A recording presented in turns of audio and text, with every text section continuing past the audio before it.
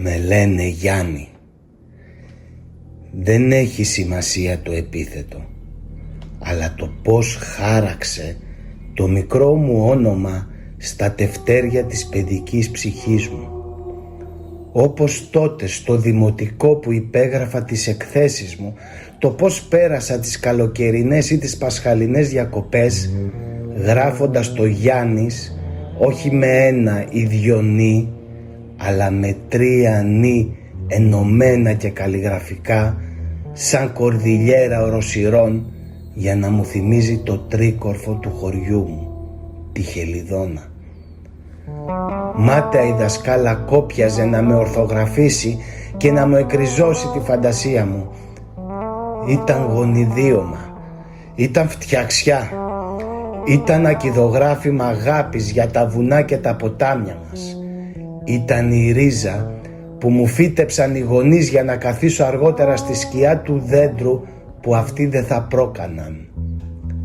Το βουνό και το ποτάμι ήταν ο καθημερινός μου καμβάς.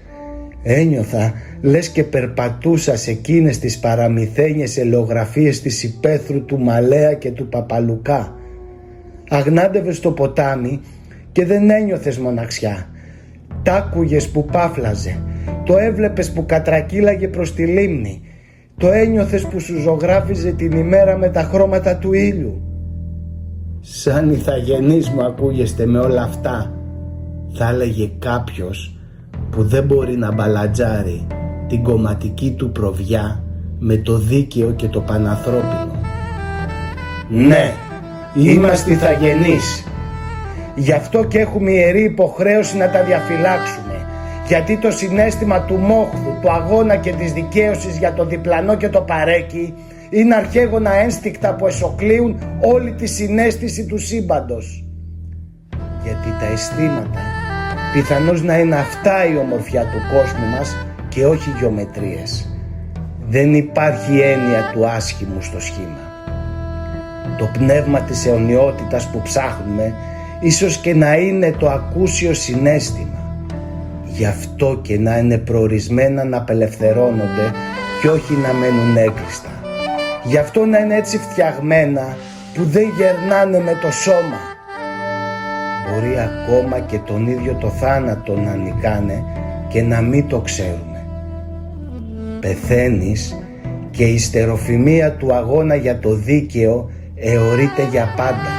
Η ανοιχτοσύνη της επίγειας ψυχής φαντάζει απέραντη μπροστά στη στενοσιά της κερδοσκοπίας. Ήρθε η ώρα να αλλάξω το ενυπόγραφο σκίτσο του ονόματός μου. Να βάλω από εδώ και πέρα την έννοια του διαρκούς αγώνα και της ελπίδας. Γιάννης λοιπόν, με 3 νι, με 2 τέμνουσες γραμμές και μια τοξωτή καμπύλη που να αντανακλά τη βουνοκορφή και τον ήλιο Πανατέλη. Θα νικήσουμε, όχι στο σχέδιο Εύρητος.